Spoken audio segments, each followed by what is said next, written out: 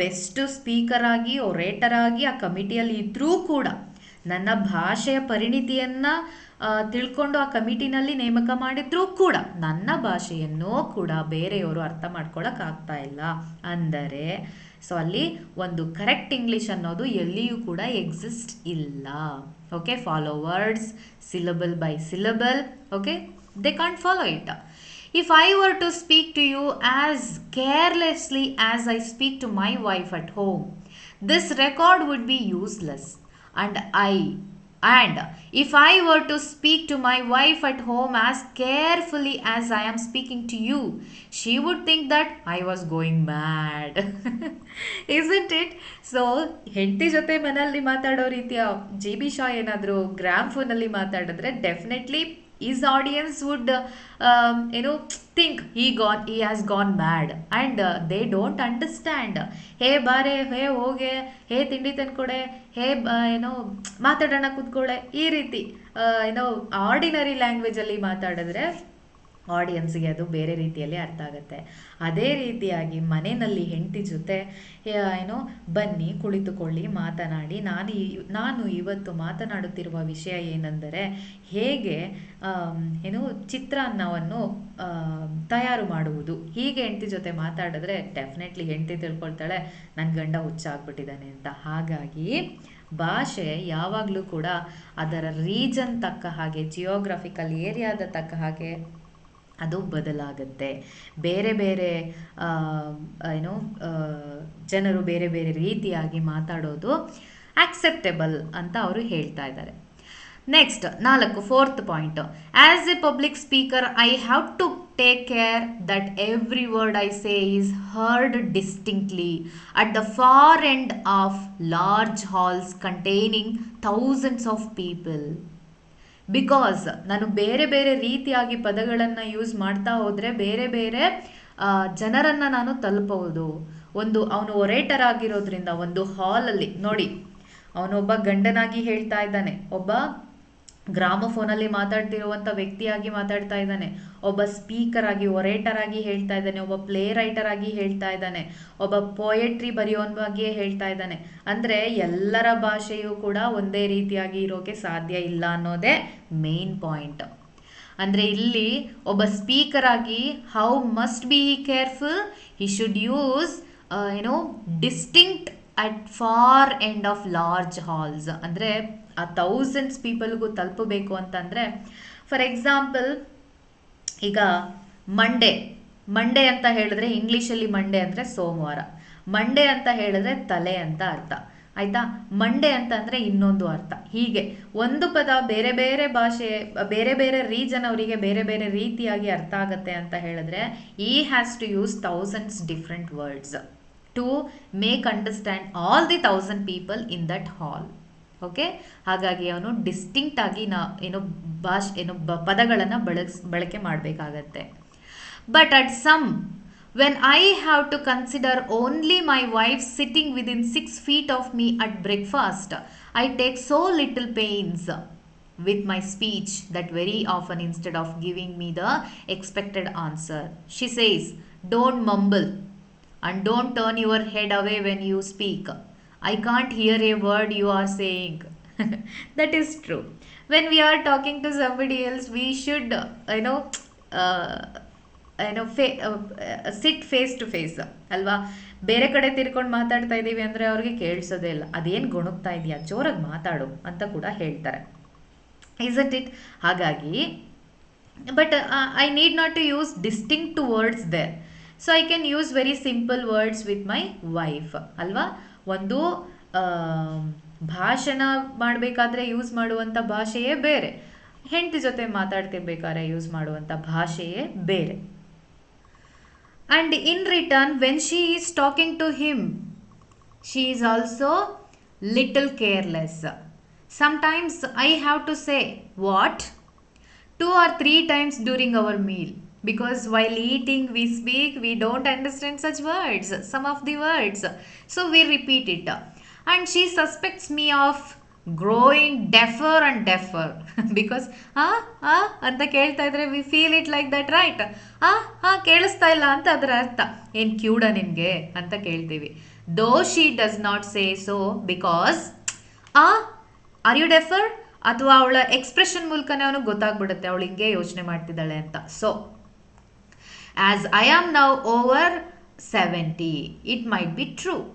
So ಬೇರೆ ಬೇರೆ ಫ್ಯಾಕ್ಟರ್ಸ್ಗಳು ಒಂದು ಭಾಷೆಯನ್ನು ಅಥವಾ ಅದರ ಪ್ರೊನೌನ್ಸಿಯೇಷನ್, ಅದರ ಅರ್ಥವನ್ನು ಹೇಗೆ ಬದಲಾಯಿಸುತ್ತೆ. ಒಂದು ವಯಸ್ಸು, ಒಂದು ಮನೆಯ ವಾತಾವರಣ, ಅಂದರೆ ಹೆಂಡತಿ ಜೊತೆ ಮಾತಾಡಬೇಕಾದ್ರೆ ಮಕ್ಳ ಜೊತೆ, ಹೆಂಡತಿ ಮಾತ್ರನೇ ಅಲ್ಲ, ಮಕ್ಳ ಜೊತೆ ಮಾತಾಡಬೇಕಾದ್ರೆ, ಫ್ರೆಂಡ್ ಜೊತೆ ಮಾತಾಡಬೇಕಾದ್ರೆ ಬೇರೆ ಆಗಿರುತ್ತೆ. ಅದೇ ಅಫಿಷಿಯಲ್ ಆಗಿ ಒಬ್ಬರು ಟೀಚರ್ ಜೊತೆ ಮಾತಾಡಬೇಕಾದ್ರೆ, ಒಂದು ಭಾಷಣ ಮಾಡಬೇಕಾದ್ರೆ, ಯಾವುದೋ ಒಂದು ಕಾನ್ಫರೆನ್ಸಲ್ಲಿ ಇರಬೇಕಾದ್ರೆ ನಾವು ಬೇರೆ ರೀತಿಯ ಭಾಷೆಯನ್ನು ಬಳಸ್ತಾ ಇರ್ತೀವಿ. ಹಾಗಂತ ಎಲ್ಲ ಒಂದೇ ಭಾಷೆಯನ್ನು ನಾವು ಎಲ್ಲ ಕಡೆ ಬಳಸಿದ್ರೆ ಅದು madness. Okay, we don't convey everything that we would like to convey. ಮನೆಯಲ್ಲಿ ಬೇರೆ ರೀತಿ ಮಾತಾಡಬೇಕಾಗುತ್ತೆ, ಅದೇ ಭಾಷೆ. ನಾನು ಕನ್ನಡವನ್ನು ಮನೆಯಲ್ಲೂ ಮಾತಾಡ್ತೀನಿ, ಪಾಠ ಮಾಡಬೇಕಾದ್ರೂ ಮಾತಾಡ್ತೀನಿ.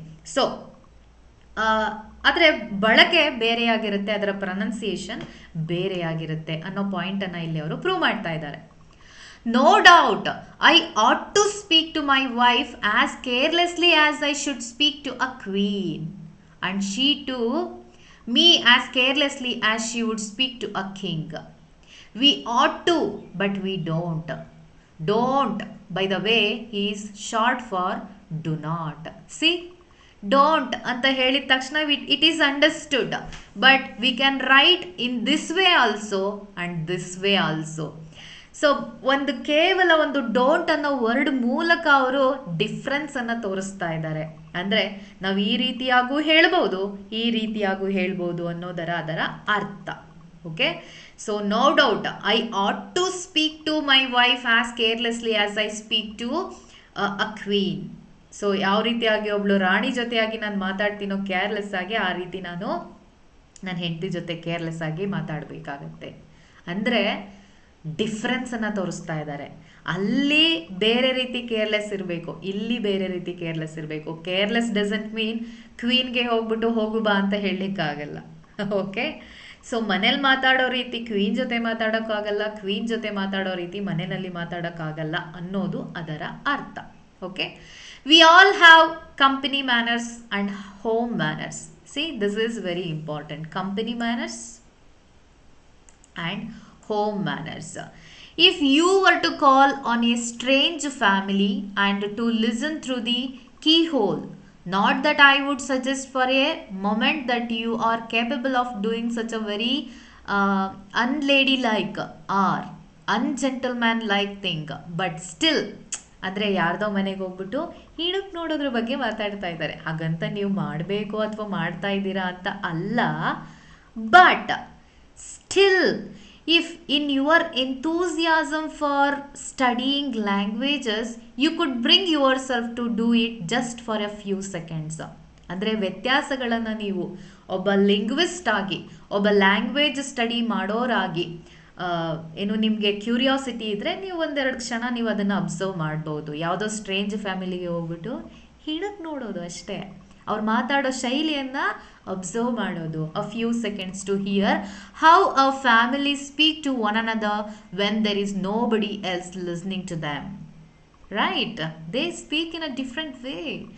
Then walk into the room and hear how very differently they speak in your presence. Suddenly, if you enter that house and if you introduce yourself, they speak in different, totally different language. I mean, totally different pronunciation.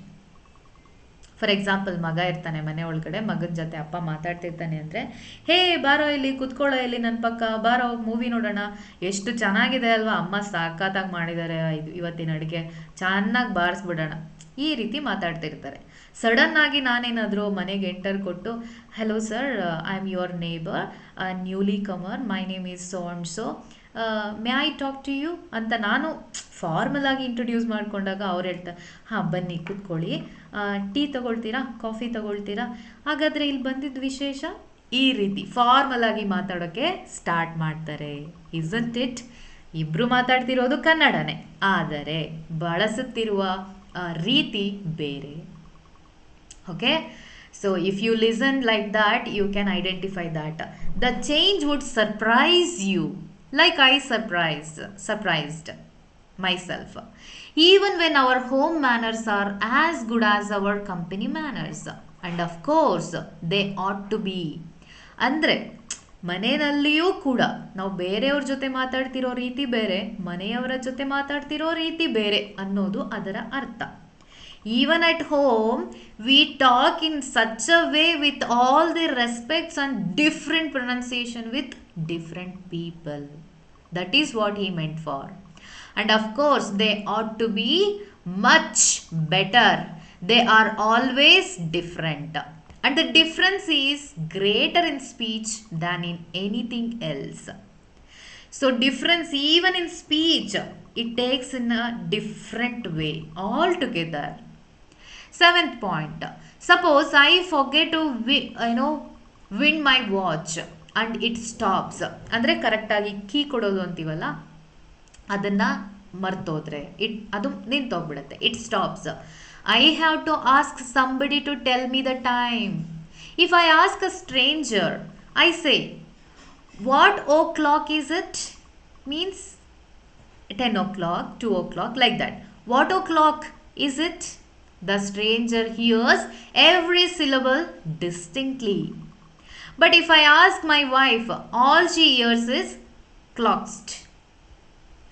That is good enough for her, but it would not be good enough for you. So I am speaking to you now much more carefully than I speak to her. But please don't tell her. He is also making fun of her too. So ಅವಳಿಗೆ careless ಆಗಿ ನಾನು ಇಷ್ಟು ಹೇಳಿದ್ರೆ ಸಾಕು, ಅವಳು ಅರ್ಥ ಮಾಡ್ಕೊಬಿಡ್ತಾಳೆ. ಅದೇ ರೀತಿಯಾಗಿ ನಾನು ನಿಮ್ಮ ಜೊತೆ ಮಾತಾಡೋಕ್ಕಾಗಲ್ಲ ಅಂತ ಅವರು ಸೀಕ್ರೆಟಾಗಿ ಹೇಳ್ತಾ ಇದ್ದಾರೆ. I am now going to address myself especially to my foreign hearers. Now he is speaking through gramophone, and that is publishing across the world, across the country. So he is speaking to different audience. So ಅವರಿಗೀಗ address ಮಾಡ್ತಿದ್ದಾನೆ. I have to give them another warning of quite a different kind. What is that warning? If you are learning English because you intend to travel in England and wish to be understood there, ಅಂದರೆ ನೀವು ಮಾತಾಡ್ತಿರುವಂಥ ಭಾಷೆ ಅವ್ರಿಗೆ ಅರ್ಥ ಆಗಬೇಕು ಅಂತ ನೀವು ಅಂದ್ಕೊಂಡಿದ್ರೆ, ನೀವು England ಹೋಗಬೇಕು ಅಂತ ಅಂದ್ಕೊಂಡಿದ್ರೆ, do not try to speak English perfectly, because if you do, no one will understand you, because they talk carelessly. ಅಂದರೆ ಅವ್ರ ಪ್ರಕಾರ ಏನು, ನಮ್ಮ ಕಂಟ್ರಿನಲ್ಲಿ ನಮ್ಮ ಭಾಷೆ ನಾವು ಮಾತಾಡ್ತಾ ಇದ್ದೀವಿ ಅನ್ನೋ ಒಂದು ಸರಳತೆ ಅಥವಾ ಒಂದು ಜಾಲಿ ಗೋಯಿಂಗ್ ಅಂತೀವಲ್ಲ, ಆ ರೀತಿಯಾಗಿ ಮಾತಾಡ್ತಾರೆ. ಸೊ ಹಾಗಾಗಿ you do not see, this is the warning he is giving to the travellers, those who are going to England to for some days, and they wish to speak just like that. ಆದರೆ ಆ ರೀತಿ ಮಾತಾಡೋಕ್ಕೆ ಹೋಗಬೇಡಿ. Don't talk perfectly. I have already explained that though there is no such thing as perfectly correct English. Okay, ಆ ರೀತಿಯಾದಂಥ perfect English ಯಾವುದೂ ಇಲ್ಲ. ನೀವು ಯಾವ ರೀತಿ ಮಾತಾಡ್ತಾ ಇದ್ದೀರೋ ಅದೇ ರೀತಿ ಮಾತಾಡಿ. There is presentable English which we call good English. Okay, which is the presentable English, that is good English. ಅಂದರೆ you must be understood to somebody else. That's all you need to know. ನೀವು ಮಾತಾಡ್ತಿರೋದು convey ಆಗಬೇಕು ಅಷ್ಟೇ. ಹಾಗಂತ ನೀವು ತುಂಬ polished ಆಗಿರೋ ಇಂಗ್ಲೀಷನ್ನು ಮಾತಾಡಬೇಕು ಅಂತ ಅಲ್ಲ, ಅವ್ರಿಗೆ ಅರ್ಥ ಆಗೋ ರೀತಿ ಇರಬೇಕು. But in England 999 out of every 1000 people not only speak bad English but speak even that very badly. Bad ಇಂಗ್ಲೀಷನ್ನೇ ಬ್ಯಾಡ್ ಆಗಿ ಮಾತಾಡ್ತಾರೆ. ಓಕೆ, ಸೊ ಅಂದರೆ you should not think okay all the England people speak so well ಅಂತ ನೀವು ಯೋಚನೆ ಮಾಡಬಾರ್ದು. ಓಕೆನಾ, ಅಲ್ಲೂ ಕೂಡ ಬೇರೆ ಬೇರೆ ರೀತಿಯಾಗಿ ಮಾತಾಡ್ತಾರೆ. You may say that even if they do not speak English well, themselves they can at least understand it when it is well spoken. ಅವರು ಅವರಷ್ಟಕ್ಕೆ ಇಂಗ್ಲೀಷ್ ಚೆನ್ನಾಗಿ ಮಾತಾಡಿಲ್ಲ ಅಂದರೂ ಅಟ್ಲೀಸ್ಟ್ ನೀವು ಮಾತಾಡಿದಾಗ ಅಂಡರ್ಸ್ಟ್ಯಾಂಡ್ ಮಾಡ್ಕೊಳ್ತಾರೆ. ಕೇಳಿಸ್ಕೊಳ್ಳಿ ಬಿಡಿ ಒಳ್ಳೆ ಲ್ಯಾಂಗ್ವೇಜನ್ನು. They can when the speaker is English, but when the speaker is a foreigner, the better he speaks, the harder it is to understand him. No foreigner can ever stress the syllables and make the voice rise and fall in question and answer. assertion and denial, in refusal and consent, in enquiry or information, exactly as a native does. So, a speaker from different country, different geography, they don't stress syllables. Okay, they don't stress syllables or make the voice rise. So ಈ ವಿಷಯಗಳಲ್ಲಿ ಅವ್ರು ಏನು ಮಾಡಲ್ಲ, ಸಿಲಬಲ್ಸನ್ನು stress ಕೂಡ ಮಾಡಲ್ಲ, ವಾಯ್ಸನ್ನು rice ಕೂಡ ಮಾಡಲ್ಲ. And therefore ಆದ್ದರಿಂದ, therefore the first thing you have to do is to speak with a strong foreign accent and speak broken English. That is enough. Okay, you need not to say formally. You should say in a broken language that you speak in your geography or region. That is enough. That is English without any grammar. Okay, that conveys the language just as the native speaker. Then every English person to whom you speak will at once know that you are a foreigner. See, for example, can you pick up my luggage is a formal English. Please pick up my luggage, that is broken English. Okay, so when you talk like that, they will understand, okay, he is foreigner, and try to understand you and be ready to help you. That is presentable English. Don't try to make it so perfect. There is no such thing as perfect. You talk just like you talk at your home. So ಹಾಗಾಗಿ ಅವ್ರು ಅರ್ಥನೂ ಮಾಡ್ಕೊಳ್ತಾರೆ, help ಕೂಡ ಮಾಡ್ತಾರೆ.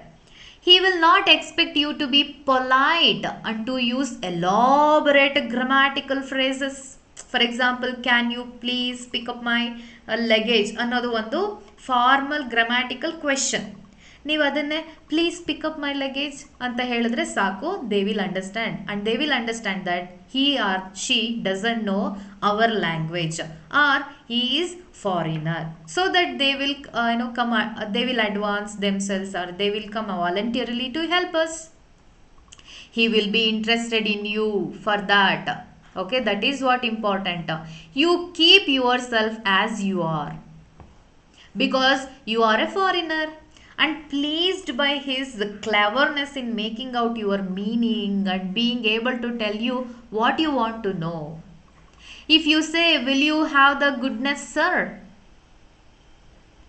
to direct me to the railway terminus at Charing Cross, pronouncing all the vowels and consonants beautifully, he will not understand you. See, if you go on say like this full words and full sentence with the grammatical goodness, he or she doesn't understand. By the way you are finishing the sentence, he or she will disappear the place and will suspect you of being a beggar or a confidence trickster.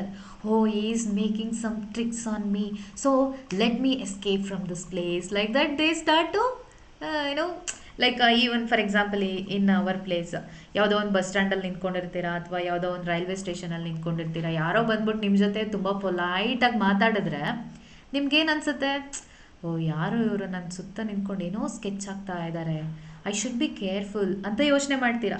ಅದೇ ಯಾರೋ foreigner ಅಥವಾ ಬೇರೆ ಜಾಗದಿಂದ ಬಂದ್ಬಿಟ್ಟು ಈ ಪ್ಲೇಸ್ಗೆ ಯಾವ ರೀತಿ ಹೋಗೋದು, ಸ್ವಲ್ಪ ಅಡ್ರೆಸ್ ಹೇಳ್ತೀರಾ, ಈ ರೀತಿ ಶಾರ್ಟ್ ಸೆಂಟೆನ್ಸಲ್ಲಿ ಸಡನ್ನಾಗಿ ಮಾತಾಡಿದಾಗ of course you will be helpful ಅಲ್ವಾ.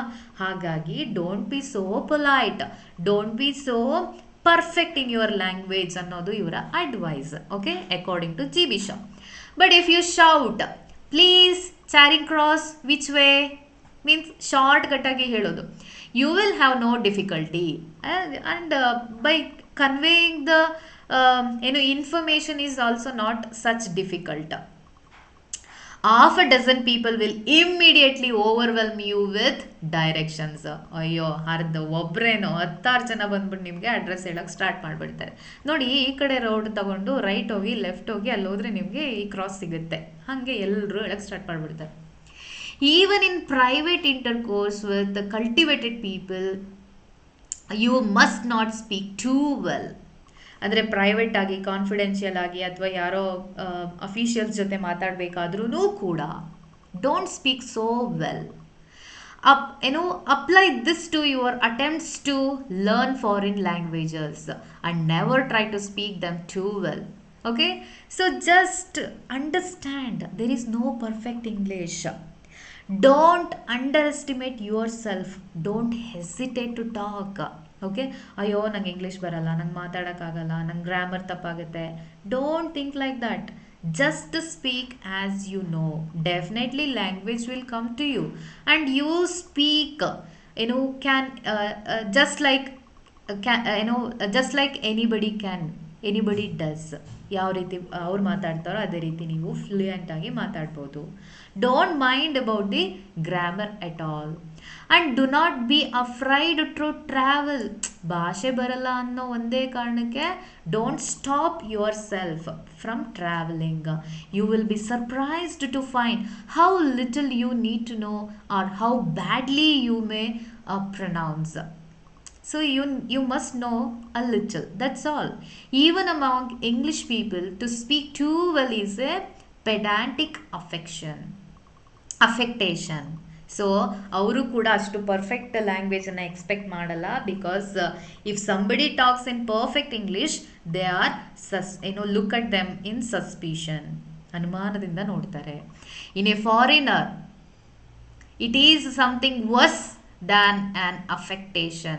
It is an insult to the native who cannot understand his own language when it is too well spoken. So ತುಂಬಾ ಒಳ್ಳೆ ಲ್ಯಾಂಗ್ವೇಜ್ ಅನ್ನ ಮಾತಾಡೋಕೆ ಹೋಗಬೇಡಿ.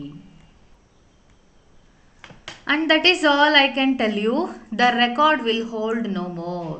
Goodbye. So GB Shah is saying goodbye, as well I am also saying goodbye with this note. Okay, so here GB Shah is conveying each and everyone that there is no perfect English and you need not to speak perfect English, and don't hesitate yourself to talk in English or speak in English. Don't stop yourself to travel to English countries. Don't think that they expect a perfect English. And ಇದೆಲ್ಲ ಕಾರಣಗಳಿಂದ ನೀವು ಇಂಗ್ಲೀಷನ್ನೇ ಮಾತಾಡೋದನ್ನೇ ಬಿಟ್ಬಿಟ್ರೆ that is so bad. Okay, so just learn to talk in English as the way you can. ನಿಮ್ಗೆ ಎಷ್ಟಾಗುತ್ತೋ ಅಷ್ಟು ಮಾತಾಡೋದ್ರಿಂದ people can understand and slowly you will pick up the language too. So that is what spoken English and broken English. Okay, I hope you understood. I have given the notes also. Okay, wait. Yes. So quick ಆಗಿ ಓದ್ಬಿಡ್ತೀನಿ if you want to revision once again. George Bernard Shaw's Spoken English and Broken English is not a traditional short story or essay, but rather an address delivered delivered in the form of a talk, where GB Shah humorously and intelligently reflects on the use of the English language. In this piece, GB Shah points out the peculiarities, irregularities and inconsistencies of spoken English, and he offers practical advice on how to communicate effectively despite the language's complexity. Andre don't follow perfectness, but just speak as you speak ashte. GB Shah begins by noting that English is not spoken in the same way by all people. Even in English countries, they don't speak language in the same way. The pronunciation, intonation, rhythm of speech vary from country to country, region to region, and even person to person. So for example ಒಂದು ಕಮಿಟಿನೇ ಅವ್ರು example ಕೊಟ್ಟಿದ್ದಾರೆ. Committee ಒಳಗಡೆನೆ ಎಷ್ಟೊಂದು ಜನ ಇದ್ದಾರೆ, ಆದರೆ ಅವರು English ಕಂಟ್ರಿನೇ ಆಗಿದ್ರೂ ಕೂಡ ಒಬ್ಬರು ಮಾತಾಡಿದಾಗೆ ಇನ್ನೊಬ್ರು ಮಾತಾಡಲ್ಲ. He humorously observes that the English language is not entirely logical, and even educated people, including native speakers, often make mistakes. Thus, Broken English, which is usually spoken by non-native learners, is not necessarily worse than the spoken English of many natives. So broken English is also good ಅಂತ ಅವರು ಹೇಳ್ತಾ ಇರೋದು.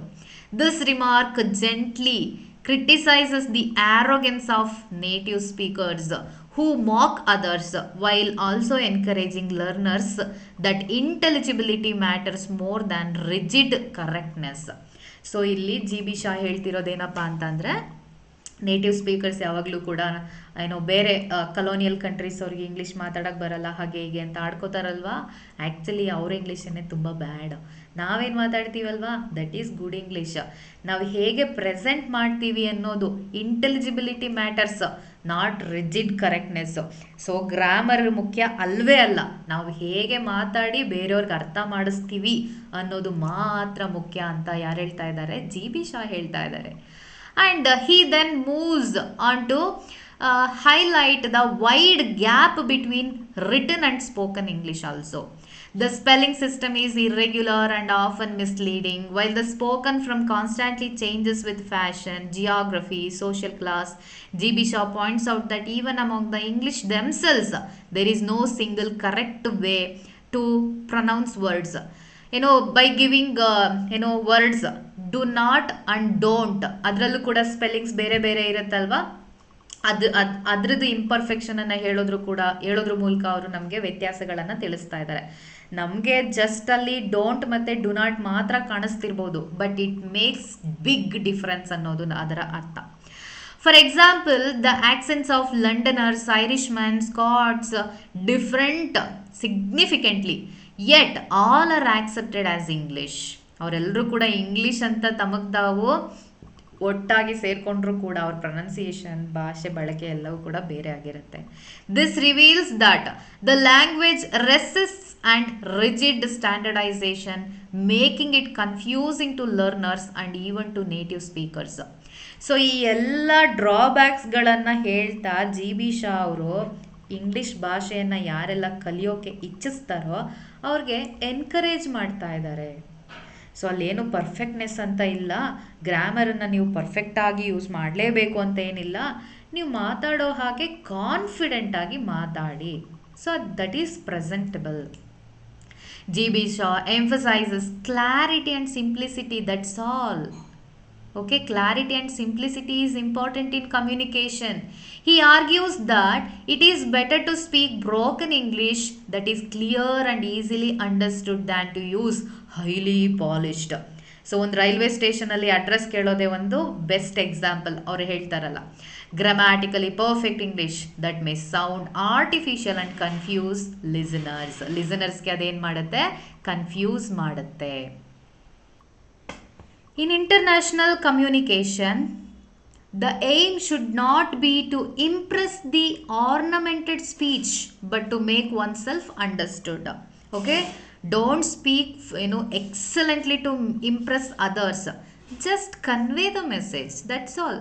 ನೀವು railway ಸ್ಟೇಷನ್ಗೆ ಹೋಗ್ಬೇಕಾ? Just railway station please give me address, like ಒಂದು ಚಿಕ್ಕ ಚಿಕ್ಕ ಪದಗಳಿಂದ ಹೇಳಿದರೆ ಸಾಕು. ನೀವು ನಾನು ಈ ರೈಲ್ವೆ ಸ್ಟೇಷನಿಗೆ ಹೋಗಬೇಕಾಗಿದೆ, ದಯವಿಟ್ಟು ಈ ರೈಲ್ವೆ ಸ್ಟೇಷನಿಗೆ ಹೋಗುವ ದಾರಿಯನ್ನು ತಿಳಿಸಿಕೊಡಿ, ಈ ರೀತಿ ಮಾತಾಡುವಂಥ ಅವಶ್ಯಕತೆ ಇಲ್ಲ. Okay, he illustrates this by saying that if one speaks slowly, distinctly and with simple words, one can be understood anywhere in the world, even with a limited vocabulary. That is enough. Throughout the address means throughout the speaking talk, ಅಂದರೆ ಇದು ground ಫೋನಲ್ಲಿ ಕೊಡ್ತಿರುವಂಥ talk ಅಲ್ವಾ, speech. Throughout the address G B Shaw adopts a witty conversational tone. ಅಂದರೆ ಅವನ ಹೆಂಡತಿ ಜೊತೆ ಮಾತಾಡೋದು ಅಥವಾ ಬೇರೆ ಬೇರೆ, ಅಂದರೆ ನಮ್ಮ ಜೊತೆ ನೇರವಾಗಿ ಅವನು ಮಾತಾಡ್ತಿದ್ದಾನೇನೋ ಅನ್ನೋ ರೀತಿಯಾಗಿ ಮಾತಾಡ್ತಾ ನಮಗೆ ಭಾಷೆಯ ಬಗ್ಗೆ ಅದ್ರ ಮೂಲಕನೂ ಒಂದು ಮೆಸೇಜ್ ಕೊಡ್ತಾ ಇದ್ದಾರೆ. Mixing practical advice with irony. He gently mocks both those who take pride in their polished English and those who ridicule broken English. ಇಬ್ರಿಗೂ ಕೂಡ ಅವನು ಬೈತಾ ಇದ್ದಾನೆ ಇಂಡೈರೆಕ್ಟ್ ಆಗಿ. His purpose is not to belittle the language, but to expose its eccentricities ಅಂದರೆ peculiarities, to encourage learners to focus on communication rather than perfection. So ಈ language ಕಲಿಕೆಯಲ್ಲಿ ಇರುವಂಥ ಒಂದು ಕಾಂಪ್ಲೆಕ್ಸಿಟೀಸು ಪೆಕ್ಯುಲ್ಯಾರಿಟೀಸನ್ನು ತಿಳಿಸೋದ್ರ ಮೂಲಕ ಭಾಷೆಯನ್ನು ಕಲಿಯುವ ಜನರಿಗೆ ಅವನು ಒಂದು ಮೆಸೇಜನ್ನು ಕೊಡ್ತಾ ಇರುವಂಥದ್ದು. Don't worry, please do learn, don't mind about the grammar ಅಂತ. ಇನ್ ಕನ್ಕ್ಲೂಷನ್, ಎಂಡಿಂಗಲ್ಲಿ G B Shaw's spoken English and broken English conveys the message that English is a flexible, inconsistent ಅಂದರೆ ಅಲ್ಲಿ ಯಾವುದೇ ರೀತಿಯಾದ ಪರ್ಫೆಕ್ಟ್ ಲ್ಯಾಂಗ್ವೇಜ್ ಅಂತ ಇಲ್ಲ. ನೀವು ಪದಗಳ ಬಳಕೆಯಿಂದ ನೀವು ಅದನ್ನು ಪ್ರೆಸೆಂಟೇಬಲ್ ಆಗಿ ಹೇಳಿದ್ರೆ ಸಾಕು. ಇನ್ಕನ್ಸಿಸ್ಟೆಂಟ್ ಅಂದರೆ ಬದಲಾಗ್ತಾ ಇರುತ್ತೆ. Often confusing language but it's beautiful lies in its adaptability. ನೀವು ಅದನ್ನು ಹೇಗೆ ಬಳಸ್ತೀರಾ ಅನ್ನೋದ್ರ ಮೇಲೆ ಅದು ನಿಂತಿದೆ. ದ ಪೀಸ್ ರಿಅಶ್ಯೂರ್ಸ್ ಅಂದರೆ ಈ essay reassures learners that broken English is not a disgrace. ನೀವು ಬ್ರೋಕನ್ ಇಂಗ್ಲೀಷಲ್ಲಿ ಮಾತಾಡಿದ್ರೆ ಅದೊಂದು ನಿಮಗೆ ಅವಮಾನ ಅಲ್ಲ. Often a more effective tool of communication than pretentious correctness. ನನಗೆಲ್ಲ ಗೊತ್ತು ಅಂತ ಪ್ರಿಟೆಂಡ್ ನಾಟಕ ಮಾಡೋದ್ರ ಬದಲಾಗಿ ನಿಮ್ಗೆ ಎಷ್ಟು ಗೊತ್ತಿದೆಯೋ ಅಷ್ಟನ್ನು ಕನ್ವೆ ಮಾಡೋದನ್ನ ನಾವು ಕಲಿಬೇಕು. ಸರಳವಾಗಿರಬೇಕು, ಅರ್ಥ ಆಗೋ ರೀತಿಯಾಗಿ ಇರಬೇಕು. What matters the most in speech is clarity, simplicity and the ability to be understood. This is what important in any speaking languages including English. Okay, by saying that GB Shah says or GB Shah encourages learners of English to talk very simple and very simple language with simplicity and ability to be understood. That's all. I hope you understood the importance of this essay meant to you. So ನಾವೆಲ್ಲರೂ ಕೂಡ ಬೇರೆ ಭಾಷೆಯನ್ನು ಓದ್ತಾ ಇರೋದ್ರಿಂದ ಅದರಲ್ಲಿ ಏನು ನಾವು ಹೆಂಗೆ ಬರುತ್ತೋ ಹಂಗೆ ಮಾತಾಡೋದ್ರಲ್ಲಿ ತಪ್ಪೇನಿಲ್ಲ, ಅದರಲ್ಲಿ ಅವಮಾನ ಕೂಡ ಇಲ್ಲ. ಹಾಗಾಗಿ ನಿಮಗೆ ಬರೋ ಪದಗಳನ್ನೇ ಬಳಸ್ತಾ ಡೈಲಿ ನಾವು ಮಾತಾಡ್ತಾ ಹೋದರೆ ನಮ್ಮ ಭಾಷೆಯು ಕೂಡ ಏನಾಗುತ್ತೆ ಬೆಳೀತಾ ಹೋಗುತ್ತೆ. ಸೊ ನಾವು ಕನ್ನಡಿಗರು ಇಂಗ್ಲೀಷ್ ಮಾತಾಡಬಾರ್ದು ಅಂತ ಅಲ್ಲ.